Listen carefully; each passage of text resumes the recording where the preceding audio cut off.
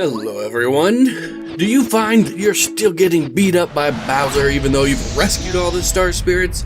Then this video is for you. It's time to teach you how to be max level before you even get to Bowser's castle. Let's do this. There is an enemy in Paper Mario that you can defeat over and over, and it also yields massive amounts of star points. This enemy doesn't show up until about Chapter 6, and requires you to be able to put out quite a bit of damage very quickly. This can be done if you prepare carefully, obtain the right set of badges, and have at least one of several companions at Ultra Rank. Let's see how it's done. To begin, we're going to enter flower fields normally, the way that you would as if you were playing through the game. And in fact, you actually have to play through the game far enough that you can pass the yellow flower. You can access this line if you go a little bit down to the south and a little bit to the right, if that makes any sense. You feed a yellow berry to the yellow flower and it makes it so you come to this briar patch. From this briar patch, you jump across the pillars until you need to be carried across the pillars. And once you get across the briar patch, you will encounter the area where you can find the Amazing Daisy. It's the glowing one, there, the one that scared me. The Amazing Daisy has 20 health, 20 power, 1 defense, which means that you may have to do up to 22 damage depending on your configuration if you split the damage between yourself and your companion.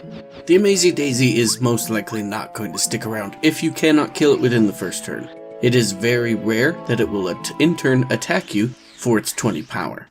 The best way to make sure that you defeat the Amazing Daisy is to figure out how to do 20 damage in your first turn. Let's talk about how we do that. What I have found best to defeat the enemy in one turn is to first, and of course, start with the first strike. If you use the Ultra Hammer, that will do 4 damage to the enemy and give you a good start line. Once you're actually in battle, go ahead and use a Power Smash. And my Power Smash, as you can see, will do 10 damage. And finally, follow up with your companion attack, usually their secondary attack, which does 6 damage if they're the Ultra Ring.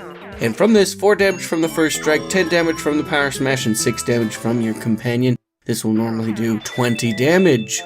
As you can see, once you defeat the Amazing Daisy, you get lots of star points. And on the screen, I will show a graph which dictates how many star points you get depending on which level you are.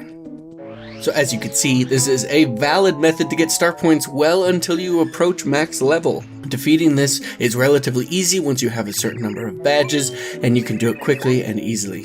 Also, don't forget to hit the tree right next to you, because you can get some of your flower points back. Now all you have to do is to rinse and repeat. Leave through the Great Deco Tree or the big stump guy, come back in, and the Amazing Daisy should have been reset. It might not show up right away, but as long as you leave, preferably to the right, and come back, you will have a chance to see the Amazing Daisy. And you can do this as many times as possible until you become max level. So let's talk about some different configurations that you could use. To get enough damage output to win the battle in the first round, I've chosen to use 4 badges with 1 extra for convenience. I have both Power Plus badges, the All or Nothing badge, and the Power Smash badge. This costs 17 badge points in total. You might be able to get away with a different badge configuration, especially if you return after completing other chapters. However, I feel that this is the quickest and surest way that you could do the minimum allowed damage to defeat the enemy in the first round.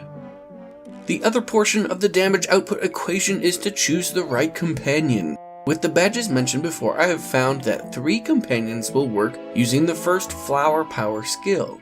Sushi with her squirt ability, Paracarry and his shell shot, and Bombette with her power bomb. Each of these companions when ultra ranked can output 6 damage to finish off the enemy in your first turn.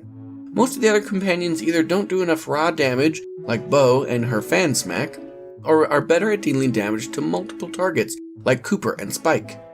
And then there's Goombario. We don't really talk about Goombario. The last badge that I want to talk about is mostly for convenience, the Bump Attack badge. Once you get high enough level, as you most assuredly will using this method, you can ignore almost all the enemies with this badge, and just run into them or have them run into you and they will be vanquished. With this method, you should be able to boost yourself up to max level and breeze through the rest of the game. I hope you have enjoyed this video. Please leave a like if it made you chuckle and or smile. And don't forget to check out my full Paper Mario Let's Play for more entertaining content. You guys are awesome. You guys keep surviving.